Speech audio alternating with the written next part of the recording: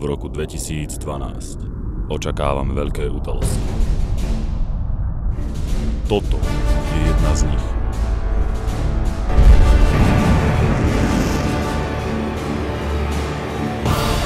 Olympic, Resmo, Araka, No Name, Dalibor Janda, Verona, Z očí v oči, AMO, PSH, Iliorion, KMBL, Divokej Bilu, KMD, LPS, The Paranoid, UDG, Premier, Kardinál, Helenine oči, Durman, Tristana, Kobisi, Cookies a ďalší.